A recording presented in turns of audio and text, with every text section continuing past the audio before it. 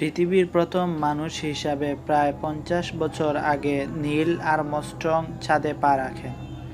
এরপর তার বিখ্যাত বক্তব্যটি ছিল, মানুষের এই ক্ষুদ্র পদক্ষেপটি মানব সভ্যতাকে বহুদূর এগিয়ে নিয়ে গেল।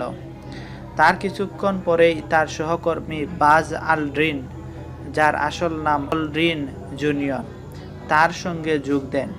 ঈগল চন্দ্রযান থেকে বেরিয়ে অলড্রিন চাঁদের বিস্তীর্ণ সৌন্দর্য দেখে মন্তব্য করেছিলেন, অভাবনীয় নির্জনতা।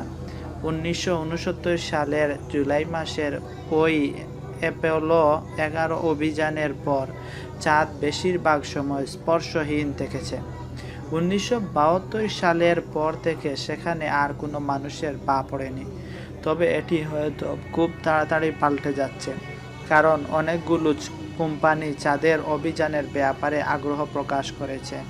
তাদের অনেকে সম্ভবত চাঁদে খনি অভিযান চালিয়ে সোনা, প্লাটিনাম আর দুর্লভ সব ধাতু আহরণ করতে চাইবে, যেগুলো বৈদ্যুতিক যন্ত্রে ব্যবহার করা যায়। এ মাসের শুরুর দিকে চাং-এ-4 নামে চীনের একটি নভোযান চাঁদের পিঠে নেমেছে। চন্দ্রপৃষ্ঠে একটি জীবমণ্ডল স্থাপন করে সেখানে একটি চারাগাছ রোপণ করতে সক্ষম হয় ওই চন্দ্রযানটি। এখন সেখানে একটি গবেষণা কেন্দ্র স্থাপন করার চেষ্টা করছে ওই চন্দ্রযান। জাপানের কোম্পানি আইস্পেস চাঁদ পৃথিবী পরিবহন প্ল্যাটফর্ম নামের একটি পরিকল্পনা নিয়েছে, যার মাধ্যমে তারা চাঁদের মেরুতে অভিযান চালাতে চায়। সুতরাং অলড্রিনের চাঁদের সেই অভাবনীয় নির্জনতা কি টিকে থাকবে, নাকি পৃথিবীর এই একমাত্র প্রাকৃতিক উপগ্রহটি বাণিজ্যিক আর রাজনৈতিক জমীয় সম্পদ দখলের লড়াইয়ে পরিণত হবে? স্নায়ুযুদ্ধের সময় মহাকাশ অভিযান শুরুর পরপরই মহাকাশের নানা বস্তুর মালিকানার বিষয়টি একটু ইস্যু হয়ে ওঠে। যখন নাসা তাদের প্রথম মানুষবাহী মহাকাশ যান চাঁদে পাঠানোর পরিকল্পনা গ্রহণ করে, তখন জাতিসংঘে বহির্জগতের মহাকাশ চুক্তি নামের একটি চুক্তিপত্র গ্রহণ করা হয়। 1967 সালের ওই চুক্তিতে স্বাক্ষর করে যুক্তরাষ্ট্র, সোভিয়েত ইউনিয়ন এবং যুক্তরাজ্য। সেখানে বলা হয়, পৃথিবীর বাইরের মহাশূন্যে চাঁদ এবং অন্যান্য যেসব বস্তু রয়েছে সেখানে কোনো দেশ দখল বা অন্য কোনোভাবে নিজের সম্পত্তি বলে দাবি করতে পারবে না। মহাকাশ বিষয়ক কোম্পানি অলডেন অ্যাডভাইজার্সের পরিচালক জুয়ান হুয়েলার বলেছেন, ওই চুক্তিটি হচ্ছে মহাকাশের ম্যাগান কার্টার মতো। এর ফলে আর্মস্ট্রং এবং অন্যরা চাঁদে যে পতাকা পুঁতে রেখে এসেছিল সেটি অর্থহীন হয়ে পড়ে। যেহেতু চাঁদে কোনো কোম্পানি বা দেশের মালিকানা নাকচ হয়ে গেছে। সত্যি কথা বলতে 1969 সালে চাঁদে জমির মালিকানা বা খনির অধিকার তেমন একটা গুরুত্ব বহন করত না, কিন্তু যেহেতু প্রযুক্তির অনেক উন্নতি হয়েছে, খনি আহরণ এখন খুবই লাভজনক একটি ব্যাপার। সুতরাং বহুদূর থেকেও খনি আহরণ করাটা লাভজনক হলে সেটি অনেকের কাছেই আকর্ষণীয় হতে পারে। 1969 সালে চাঁদ ও মহাশূন্যের অন্যান্য বস্তুতে বিভিন্ন রাষ্ট্রগুলোর কর্মকাণ্ড পরিচালনা করার ক্ষেত্রে সমঝোতা প্রস্তাব আনে জাতিসংঘ, যেটি মুন এগ্রিমেন্ট নামে বেশ পরিচিত। সেখানে মূল বিষয়গুলো ছিল, এসব কর্মকাণ্ড হতে হবে শান্তিপূর্ণ উদ্দেশ্যে এবং কোনো মহাকাশ স্টেশন বানাতে হলে আগে জাতিসংঘকে অবশ্যই জানাতে হবে কেন এবং কোথায় তারা সেটি বানাতে চায়। ওই চুক্তিটিতে আরও বলা হয়েছিল, চাঁদ এবং এর সকল প্রাকৃতিক সম্পত্তি মানব সভ্যতার সকলের সমান অধিকার থাকবে।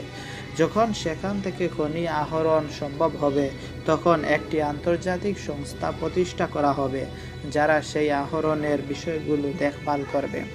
তবে ওই চুক্তিটির সমস্যা হলো, মাত্র 11টি দেশ সেটিকে স্বীকৃতি দিয়েছে, যার মধ্যে রয়েছে ফ্রান্স ও ভারত। কিন্তু যুক্তরাষ্ট্র, যুক্তরাজ্য, চীন এবং রাশিয়ার মতো মহাকাশ গবেষণার প্রধান দেশগুলো চুক্তিটি সমর্থন করেনি।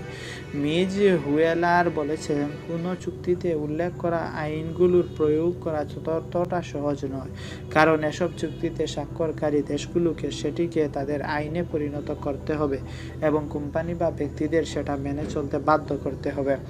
জার্নাল অফ স্পেল এর সাবেক প্রধান সম্পাদক জোয়ান্নে ইরিনে গ্রাবিনোভিচ বলেছেন, আসলে আন্তর্জাতিক সমঝোতা বাস্তবে কোনো নিশ্চয়তা দেয় না, কারণ সেটি বাস্তবায়ন অনেক ক্ষেত্রে রাজনীতি, অর্থনীতি এবং গণ মতামতের উপর নির্ভর করে। আর মহাশূন্যের গ্রহ উপগ্রহের উপর মালিকানা না থাকার বর্তমান চুক্তিগুলো সাম্প্রতিক সময়ে আরও বেশি চ্যালেঞ্জের মুখে পড়েছে। 2015 সালে যুক্তরাষ্ট্র মহাশূন্যে প্রতিযোগিতার ভিত্তিতে বাণিজ্যিক কর্মকাণ্ড চালানোর সুযোগ রেখে একটি আইন অনুমোদন করে।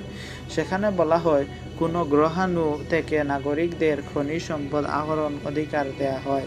সেখানে চাঁদের কথা উল্লেখ করা হয়নি, তবে একসময় সেটিও এই আইনের আওতায় চলে আসতে পারে।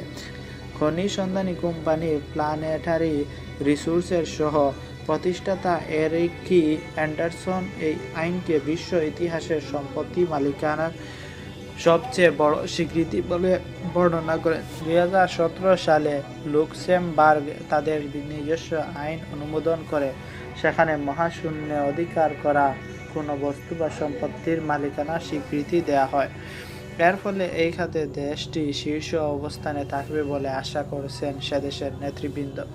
মহাকাশে অভিযান এবং আরও বেশি অর্থ লাভের সম্ভাবনায় কোম্পানিগুলোকে সহায়তা করতে আগ্রহী হয়ে উঠেছে অনেক দেশ। নালেডি